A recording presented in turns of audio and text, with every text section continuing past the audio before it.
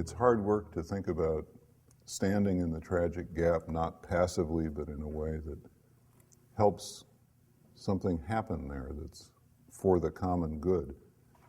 And it's hard work to draw deep for those sources of courage in our own life and to embrace the fact that we both have courage and are called to courage. And so the question arises, where does one find nourishment and sustenance for that hard work? And I want to suggest that the Clearness Committee, or this way of holding each other on the shoulder, is one answer to that.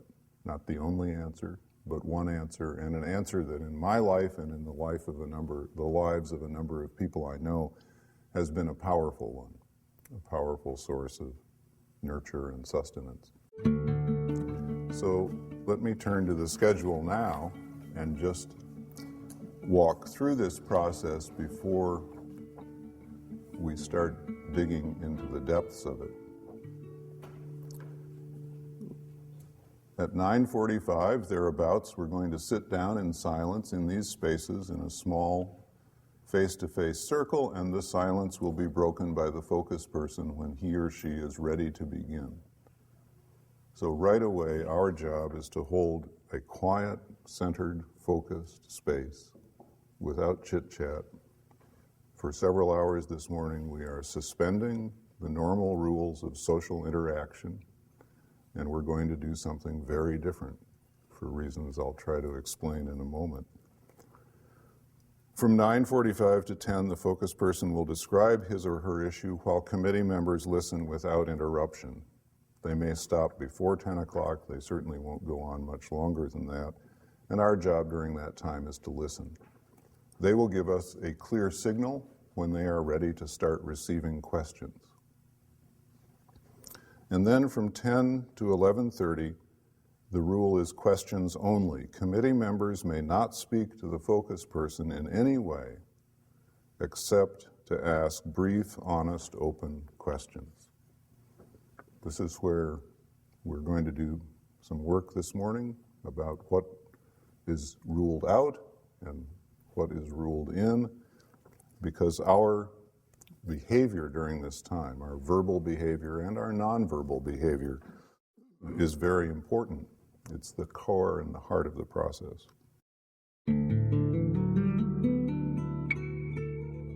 Questions only, honest, open questions. I've never found an ironclad way to generalize about what an honest, open question is. Here's the closest I can come. An honest, open question is one you ask without possibly being able to sit there and think, I know the right answer or the best answer to this question, and I sure hope you give it to me. If there's any energy like that and you sit on the question, don't ask it.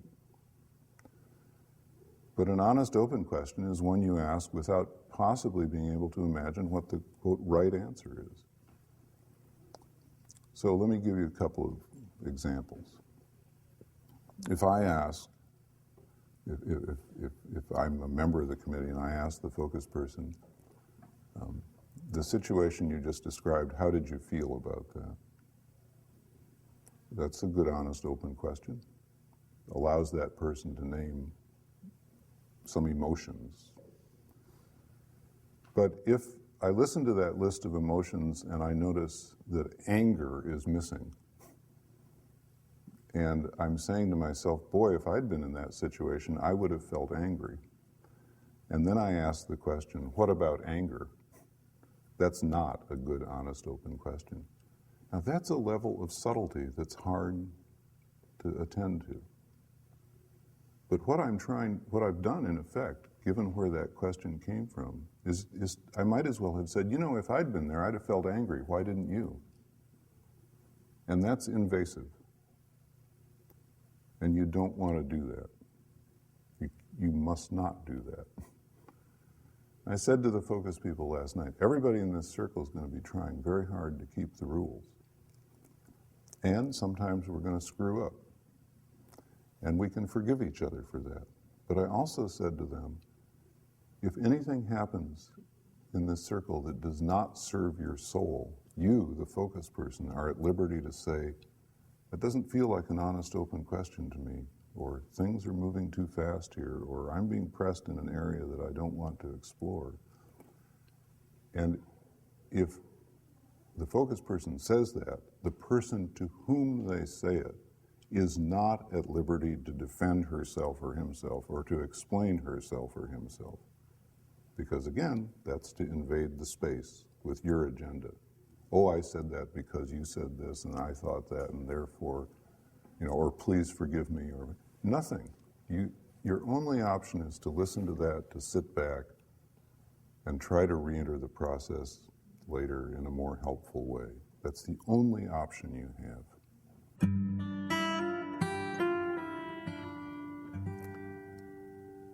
The pacing of the questions is important.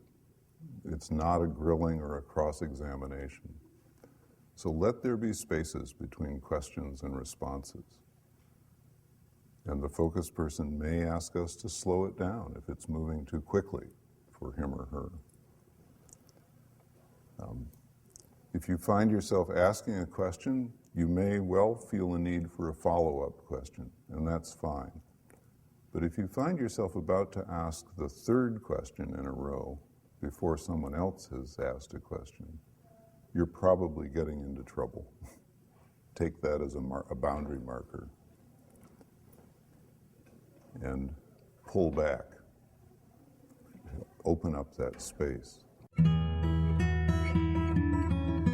Mirroring can be a very valuable moment in this process. You've sat and listened deeply to this person for an hour and 3/4, hour and a half. And yet it's also that slippery slope where we might slide back towards trying to advise, fix, save, set someone straight. And so if you can remember during this time that you serve this person best by being a literal mirror, and I will illustrate what I mean. If you say to the focus person, when you were asked this question, this is how you answered, period, amen. I simply invite you to look at that as the subtext, the implicit message. You don't say why you think that's important. You obviously think it's important, but you don't tell them why. You don't do anything except hold up a mirror that reminds them of a question that was asked and an answer that was given. There's a second kind of mirroring where you say, I invite you to look at 3 questions and 3 answers simultaneously. You obviously have a theory about why those hang together in some way, but you are not to say what that theory is. You are simply to mirror that these 3 questions were asked and these 3 answers were given. And you let the focus person make of that whatever he or she wants to make of it. Constantly the effort here is to withdraw our own desire to shape this process or to interpret what's going on or to import our own wisdom and simply to let the person get a clear bead on the inner teacher, on their own inner wisdom. Body language mirroring can be very valuable. It's even trickier. It's harder to do. You have to be a phenomenologist to do it. Good mirroring would say, when you were asked about job A, your voice grew soft and your eyes were downcast. When you were asked about job B, your head was erect and your voice was loud. You'll notice what I didn't do there. I didn't say, when you were asked about job A, you seemed subdued and depressed. When you were asked about job B, you seemed enthusiastic and excited. Don't you think it's job B? Why don't you go sign up right now? Because the point being that even though I think I know, I have no idea what those downcast eyes and that soft voice really mean. Quite the contrary, it may not be depression. It may be, this is the most serious possibility I've looked at for a long time, and I'm considering it deeply. I can't get inside another person and interpret them. And my job here is to remember that and to not invade this person's soul, this person's inner space. And so if the focus person invites mirroring, those are the disciplines we need to practice, and it can be enormously valuable in that last 15 minutes to help a person regather things that have come from within herself or himself, and simply have a chance to look at them again before the group disbands. With 5 minutes left, someone is going to say, we now invite affirmations and celebrations, and I'll tell you what I told the focus persons last night. In the dozens and dozens, maybe over 100 by now, Clearness committees I've done, I have never known those affirmations and celebrations to be gratuitous or forced. They've always been authentic and deeply felt. It's simply an enormous privilege to be in the presence of another person's soul. And 2 hours later, you will feel that privilege and you will feel the mystery of the human self, and you will want to celebrate the shared journey and this person who has given you the gift of a piece of his or her life. And because we value that gift and this offering that these three people are making to us so deeply, we will abide faithfully by the rule of double confidentiality, which means A, nothing said by the focus person in this group or any of the questions asked will ever be repeated to another soul, even if that person was in the group. Group members will not talk about this when it's over. Our job when it's over is to continue to hold the focus person in our thoughts and the light in whatever way you hold people. And secondly, the second part of double confidentiality is that none of us is at liberty after the Clearness Committee to come up to the person a day later, a week later, a month later and say, you remember when you said this? I had a thought about that. We hold this sacred space forever, henceforth and evermore. We do not later invade the focus person with our fixes, counsels, and advices. And focus people have said time and again, that second part of the confidentiality rule liberated me to do what I needed to be doing here, which is to have the deepest possible conversation with myself, knowing that it will stop there. And if one of them wants to come to us and say, would you sit and talk with me, they're at liberty to do that. We're not at liberty to approach them.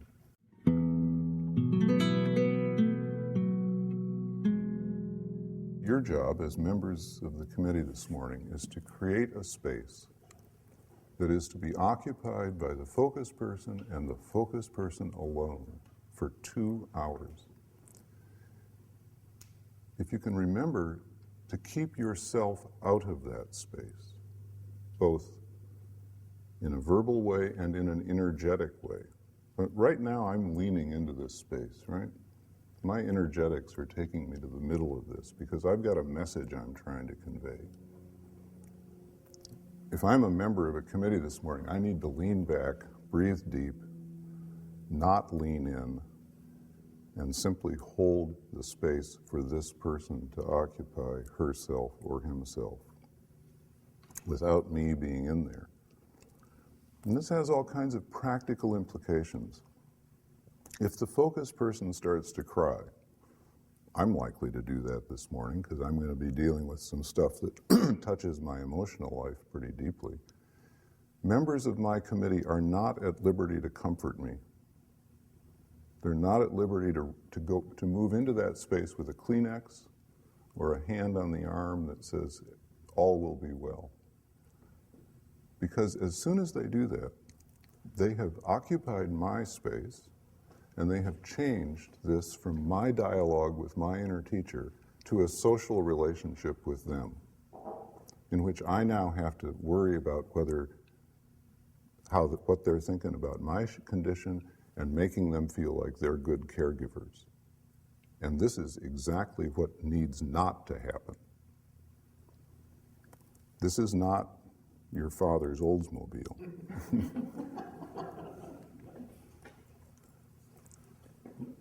I need a space in which I can sit there and ask myself, what are those tears really about? And maybe some caring person in the circle will ask that as an honest, open question. Where do you think those tears are coming from? That's a fair question. But comforting me, or trying to help me get rid of those tears, or being embarrassed on my behalf about the tears, is not serving me well in this situation. So always keeping yourself out of the space, leaning back, and yet being fully attentive, just with your intentionality being to support me in my inner dialogue. I may get off a good joke. You're certainly free to smile gently. You are not free to join me in raucous laughter. It's been pointed out to me more than once that I'm always the first person to laugh at my jokes, and sometimes the only person. In this setting, you don't join me in laughter because I need a chance to ask myself, am I using my sense of humor to blow off an issue that's really kind of painful to me? I do that sometimes. And this 2-hour period is an opportunity to reflect on that. But that opportunity is taken from me if you join me in laughter and turn this into a social occasion. So you're holding the space with a simple intentionality, a simple focus, a simple attentiveness, a remembering that it's my inner teacher that counts.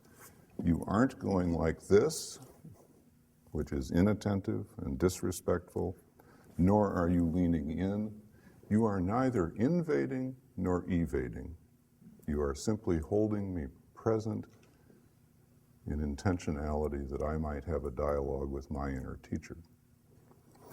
Now, there's one other thing that in this regard, before I get to the questions, that I talked with the focus people about last night.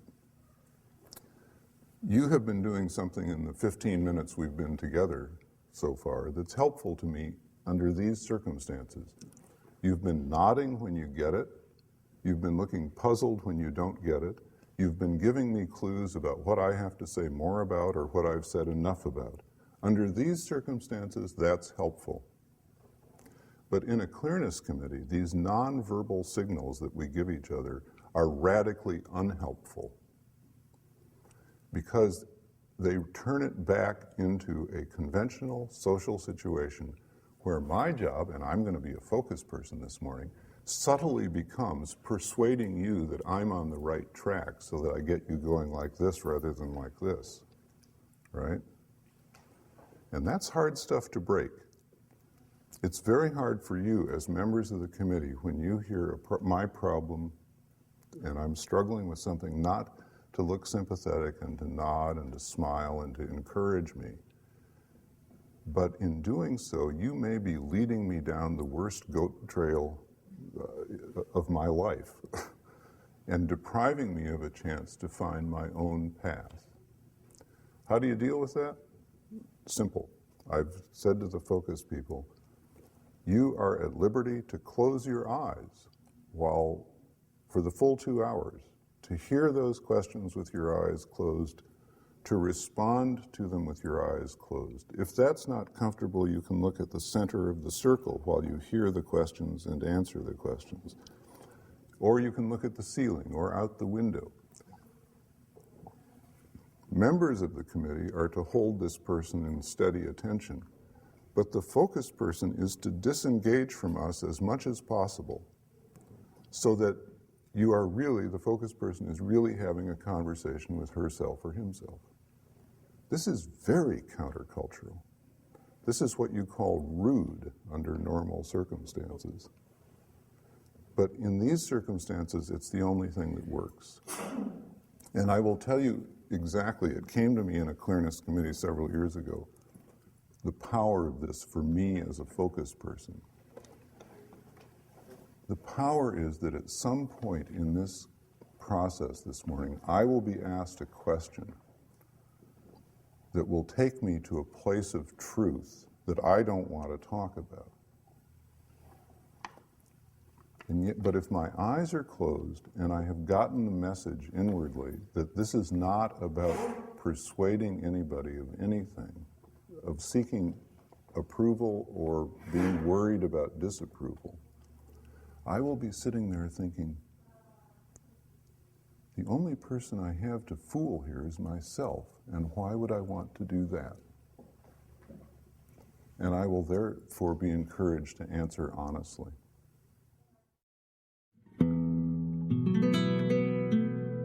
Just a final image or two. There's so many images that have helped me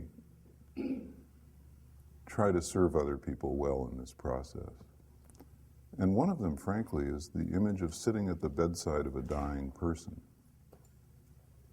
I know that sounds a little odd, but there's a powerful parallel here. I've done that a time or two, and I've learned two things that I hope to remember. One is that in this moment I realize, maybe for the first time in a while, that I don't have a fix for this problem.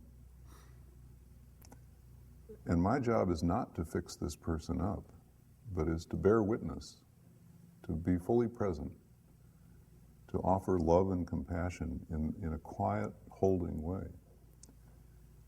So I'm not to invade, because I can't do anything in there. I can just hold them in my presence.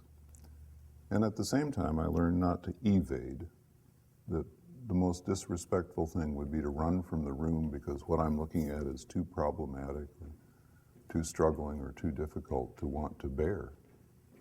But I'm going to keep my eyes on them. I'm going to hold them in my attention, because it would be disrespectful not to.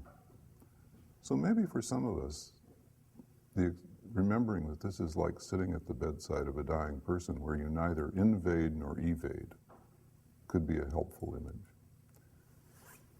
But the image I always like to close with is this very simple one, that for the next 2 hours we're going to be doing something that is very much like holding a small bird in our open hands, our open minds, our open hearts. And during those 2 hours we're going to face at least 3 temptations. One is that in the first 15 or 20 or 30 minutes, the hands start to close around that bird, and we want to pluck the feathers and sort of do this dissecting thing we do with our minds, analyze this person to pieces, try to figure out what the heck is going on here, and why don't they see what I see? That's the way the mind works. And we are to resist that temptation. Our task is simply to keep our hands open and hold the bird. We're not going to do dissecting with our minds this morning, and if we don't do it with our minds, we won't do it with our mouths. The second temptation that comes after an hour or two, and we're past that dissecting thing, we're now sort of into the mystery of another life that is being shared at a deep level. And we've come into that more respectful, receptive mode, is that the hands are going to get weary, and we're going to want to lay this down for a while. That means the attention wanders, the intentionality disappears. And I just want to say to us, a bird is a very light thing to hold. A soul is even lighter. And we can do this for 2 hours. We have enough upper body strength to do that for 2 hours. All we have to do is pay attention to it. And the third and final temptation comes maybe toward the end, which is sort of like this. Please, fly. I mean, show us that you've solved your problem. Put all this time and energy into you. And we need to remember that this bird will fly on its own schedule. And that the fruit of our work this morning, the proof that we have done this well, is not that the bird flies, but that we can say we faithfully held for 2 hours. And when the 2 hours are over, those hands can withdraw into the heart, and we can hold that person for a long, long time to come. That's all we're asked to do. to be faithful to the holding of the space where this person can have a conversation about something important with him or herself.